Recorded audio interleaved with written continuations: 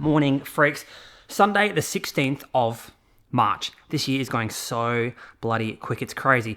Now, this is currently week 8 of my slow but consistent comeback to consistent running and getting back to peak fitness and all that kind of stuff. But this week has been the first week where I've really started to feel like I'm turning the corner, even though I've been a little bit sore, but physiologically feeling really good.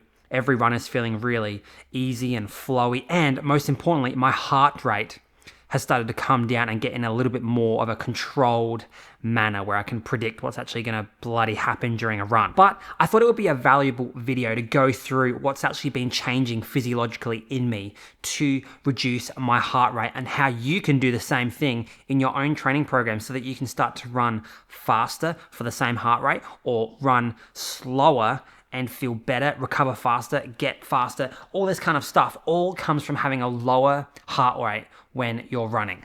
But I want you guys to let me know in the comments below what your average heart rate is on easy runs and if that heart rate actually correlates to it feeling easy or not. Everyone's so different with this kind of stuff.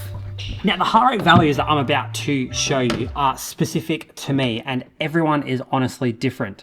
Everyone needs to spend some time looking at their data to find out what their easy heart rate zones are or what their hard heart rate zones are. I know that I'm personally much different to a lot of people my age because my resting heart rate is low and my max heart rate is also really low. So there's no point comparing yourself to the data that I'm about to show you or anything like that because it's all basically irrelevant to you. The principles are what is important.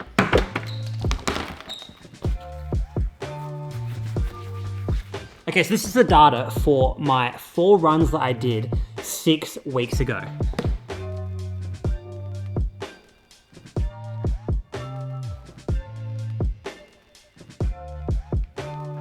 Now, my easy running heart rate historically has been between 125 BPM and 143. Anything higher than 143 is a little bit too hard to be easy for me. It just gets into a different zone. And as you can see, I can barely keep my heart rate in those heart rate zones, even though my paces are pretty slow compared to historical data of my own. But 6 weeks after this, you'll see it has all turned around for the positive, thankfully. Now, as you can see, my heart rate has come right down into that zone that I would consider myself to be an easy zone. I'm even able to start getting onto the low end. And the reason why this is important is because running slower like this and keeping your heart rate low can reduce your systemic fatigue, meaning that you can just recover faster from your workouts and run more because of that. But it also helps you to build mitochondrial density, which is what's going to really power you in the future to get faster and faster and faster. Now, using heart rate to pace your workouts can be valuable, and I think that every runner should do it at some point in their running journey just to understand what all the data actually means and to get a bit more of an idea as to what your own zones are. I don't tend to use heart rate much anymore, but I've spent a long time only using heart rate to pace my workouts. So it's a very valuable thing, but you have to have something accurate to actually give you your heart rate data, okay? Wrist-based heart rate monitors kind of suck, and I'll be honest, they jump around all over the place for no reason. Like sometimes I would be running easy and my wrist-based heart rate will say I'm at max heart rate for no reason, even though I'm literally just chugging along. So you have to get either a arm-based heart rate monitor from Coros or Polar, I think, have one too. They are fairly accurate, but obviously the gold standard is going to be the chest strap. Hold on. Like this one from Garmin. It's really accurate, okay? That is step 1 into using heart rate data. Okay, so step 1 to lowering your heart rate so that you can actually run consistently in that easy heart rate zone is consistency over time. So the more consistent that you are, the better your heart rate is going to be, the more controlled it's going to be. And it all comes down to short-term adaptations to training and long-term adaptations. So let's think about the short-term adaptations first. When you're running, the main thing that is slowing you down is heat, okay? Your core temperature rises, and so your body is trying to get rid of that heat. And the way that it does that is by sweating. Now, the first short-term adaptation to running, okay, is to increase the amount of sweat that you can produce. And so your blood volume goes up. This means that you can sweat more during a run and you can actually reduce your core temperature much quicker. That is amazing. But this increase in blood volume reduces the concentration of your red blood cells. And so this stimulates an increase in red blood cell production, which once again, that's going to make you faster. And over a 6-week training cycle, like the one that I've done right here, that is exactly what my body would have done. My blood volume would have come up and I would have started to increase my red blood cell production. That is the short-term adaptation to consistent training at a low heart rate. So after 6 weeks of consistent running, providing that you're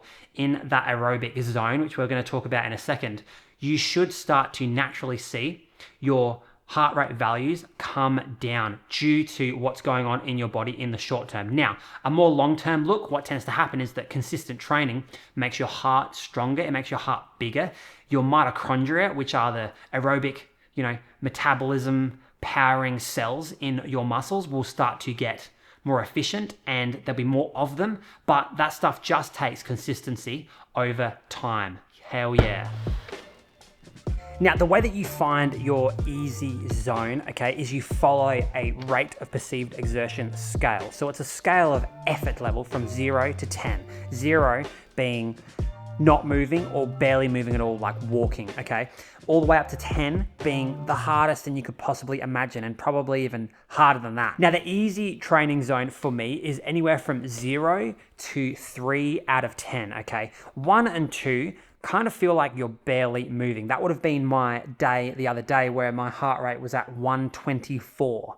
It felt like absolutely nothing. The rest of the week when I was at 128, 129, 137, that would be my 3 out of 10 conversational pace. That basically means that I could, if I was running with someone or I had friends to run with, I would be able to talk to them throughout the entire run without actually having any issues, okay? That is conversational. Anything harder than that is when you start to get into the, 4 or 5 words at a time before you got to catch your breath again, or 1 or 2 words, or really, really hard. Okay, so what you have to do is go back after your run and look at what your heart rate values were and see whereabouts on this scale you were at, and then you can start to figure out your own running zones yourself. It's pretty straightforward. That's what I did, and I figured out that I need to stay under 143 for it to be easy, okay? That is how you keep it easy. Once you can stay in that easy zone, you can start to get all of those training adaptations to keeping your training nice and easy. Blood volume comes up, mitochondria starts to get built, red blood cells, all that epic stuff. And of course, training remains fun. Doing too much hard stuff and making running really hard for yourself can be really tricky. And that brings me into the next thing that you can do to start keeping your heart rate nice and low. Something that I use all the time.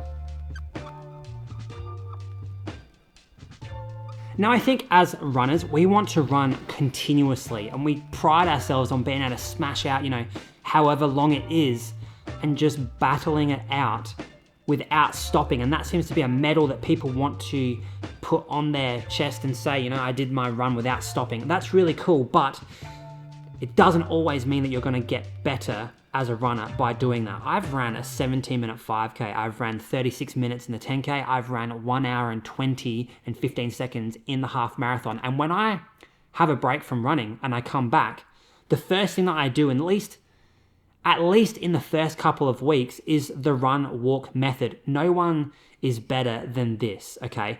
The reason why you do run-walk is because you have lost that blood volume. And so your heart rate is going to be spiking all over the place, just like I've shown in my data back here. And the best way that you can mitigate that is by doing run-walk intervals when you first start running again. This is the most valuable thing that any runner can ever do. I got the average heart rate wrong on my board, but as you can see, the heart rate comes up and then I walk. The heart rate comes up and I walk again. And I do that the whole way through the training session, okay? That is how I keep my runs easy to begin with. And this is a very valid method for anyone to do initially if you're trying to gain control of your heart rate. No one is fit enough or big enough or fast enough to not be able to use this session every now and then, especially if they take a long break off running. It's just that easy. The run walk method is amazing. Just like this last thing that I use to get myself a low as fuck heart rate. Got to keep the blood volume up at all times. Now, during this 8-week period, I also recommenced cross-training in the form of cycling. And because cycling is so much less impact on your body, it means that you can recover very quickly, meaning that you can do way more cycling. And so during this time when I've been doing my running, I've also been cycling quite a lot. And I think a lot of people could shortcut all of these metabolic changes that happen in your body when you're running by doing a lot more cycling. You see, you can bank way more aerobic volume every week doing cycling than you can when you initially start running again, or you're trying to build a bigger aerobic base. Getting on the bike is the most valuable thing that anyone can ever do, alongside, cross training at the gym, alongside swimming in the pool. It all adds up. And the thing is, all of those different ways of training are all aerobic, and you can actually continuously improve your aerobic capacity by doing other things other than running. This means that you can take the pressure off yourself in terms of trying to build volume very quick in the running to get fitter. You can do it elsewhere and recover from your sessions and be really patient with your running. So you should definitely be cross-training. Now, if you have any questions, let me know in the comments below. Hats are on sale. Welcome 10 at checkout, and you can get yourself a sick hat, which will also make you much faster just by wearing it in your sessions. And I'll see you guys tomorrow.